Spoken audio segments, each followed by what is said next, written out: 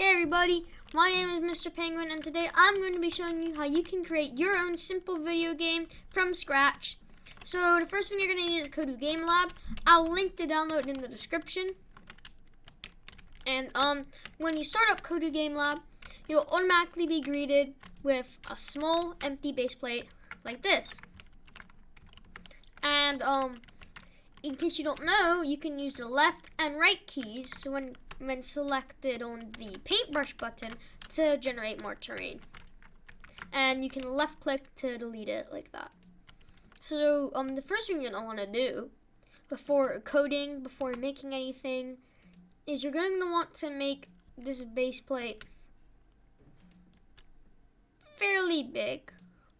Because for the sake of this video, I think we're going to be starting off with like a dungeon crawler. I think that'd be pretty good. So if you want to make it something like a dungeon crawler, like a story game, we're gonna have to make this very big. For now, when you're using dungeon crawlers in Kodu, I've made a couple of these, and when doing them, I tend to just make them straight. This.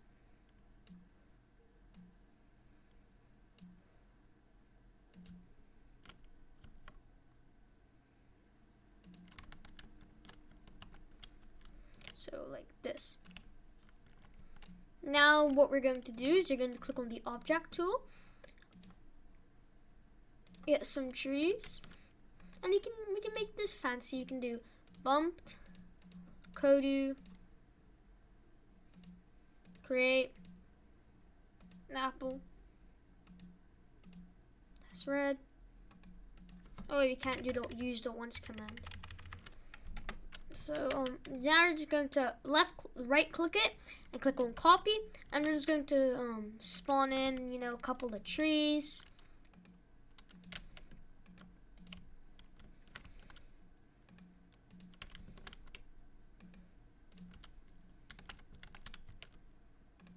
Like so.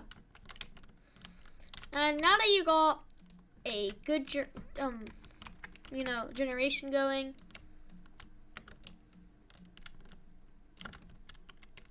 we can now spawn in our character. So we're going to go to the object button, right click, add object, and we're going to select Kodu. I know a lot of people prefer using Rover, but Kodu is the easiest for this because you can actually code Kodu to have power-ups in your game. And Rover, it's not as efficient. It's a lot more complicated. So the first thing you're going to want to do, and the two most important things, is you're going to want your camera sorted out and your controls sorted out. So on the first line, we're not going to add anything to when, just do. You're going to go to view, and we can do follow or first person. It doesn't really matter which one you do, but for the sake of this video, we're going to be using follow. Now you'll see when you create a line, it creates another. So if we go to, now we can go to keyboard, and you can use WASD, or you can use arrows. Again, it doesn't matter, but because I'm more of a WASD person, we're going to be using WASD. And now we're going to do move quickly. Now, if we don't think that is fast enough, we can always right click, go to change settings under program, and you can always turn that up. It should be like the first couple. But if we run our game now, you'll see we can move around.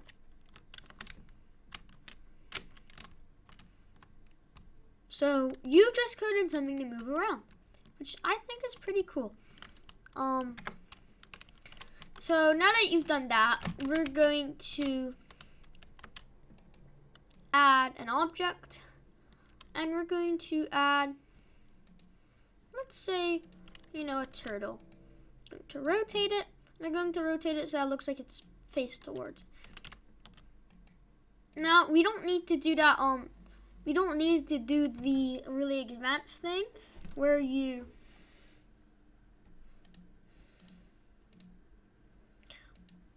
you don't need to do the really advanced thing where like you have to have like a speech system with points. For the sake of this video, in order to keep it as simple as possible, we're just going to do C Kodu and then actions, and then you're going to go to say. You're going to say, hello, traveler. Please pick up this sword. And we're going to make it say it once. So if you run our game, hello, traveler, please pick up this sword, and then it goes away. Now, if we put this sword over here, you can make the sword anything you want. You can literally make it a rock. But personally, what I would prefer is if you go to objects down here. What I mostly use for it is if I could find it, that'd be great. A fan, because the thing with a fan is that when a fan is grabbed, it'll actually like be in front of you, and it won't like glitch around. So it's actually very useful. So we can change the size of that fan. And now we're going to go to program, bumped, objects, fan, grab it. So now if you run our game, you can see we grab the fan. But let's say we don't want to grab onto this fan at all times. So we could go to change. Oh wait, no, we don't want to go to rename. Change settings. And then we go to should be here somewhere.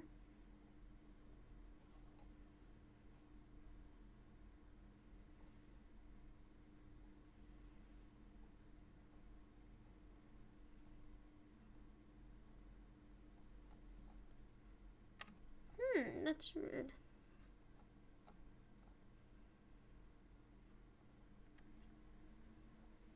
Cool. It doesn't seem to be here. I did in my last video, but for some reason it's not here. Maybe in settings? Oh yeah, here it is. Hold distance. We can go make that 1.5.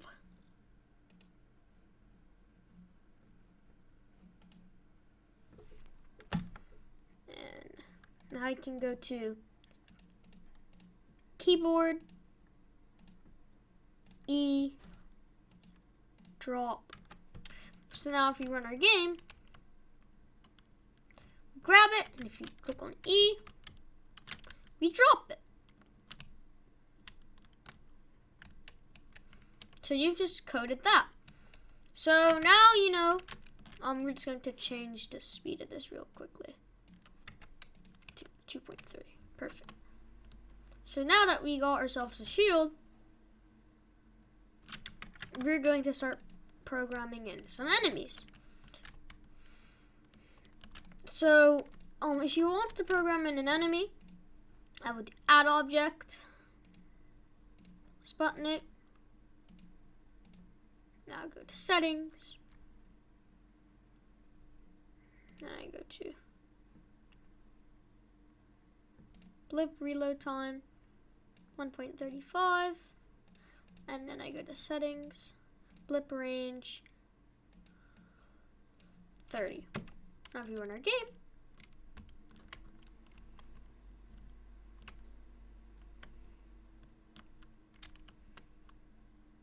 oh wait, I forgot to program that he actually shoots. So now C, Kodu,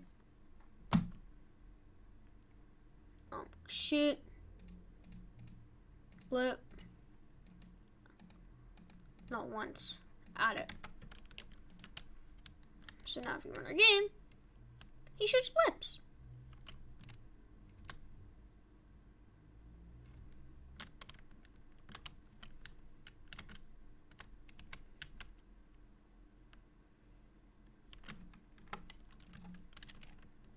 Now what we could do is we could turn down his health. So we can go to max hit points, turn that down to 25. And now we can make it bumped with a fan.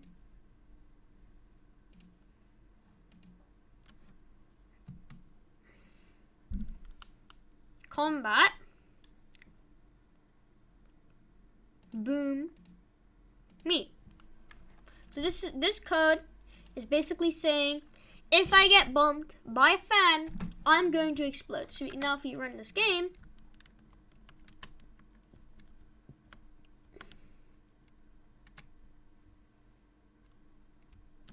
he explodes. So you've just accomplished the basics of a dungeon scroller. Now what you can do, copy this guy, paste him over here. Paste that right there. And paste him right there. So now if we run our game,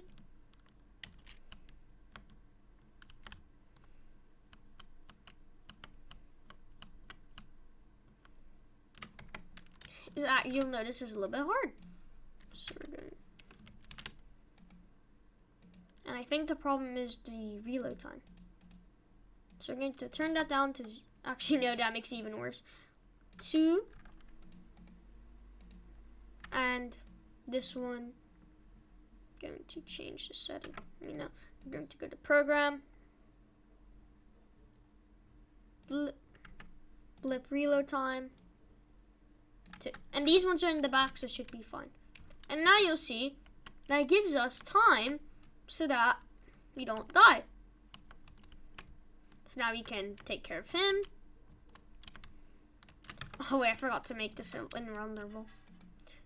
So go to change settings on this, make it invulnerable. Now we run our game.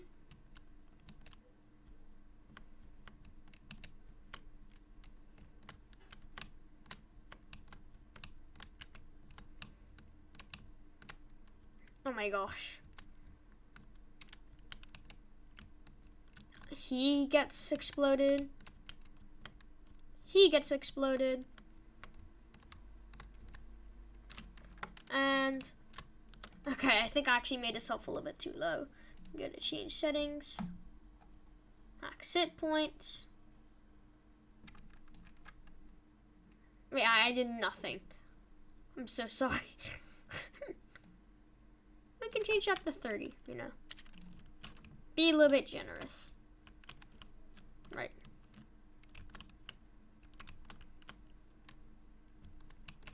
Right, we killed him. Got him.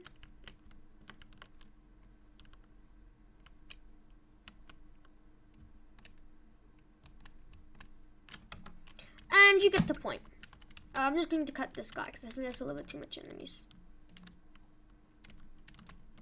Now we can add a little bit more over here.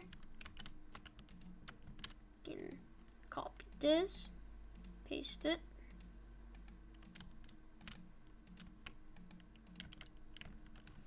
And we've got our general map. We can also make this a little bit more polished. We could add a hill over here, you know, or 2.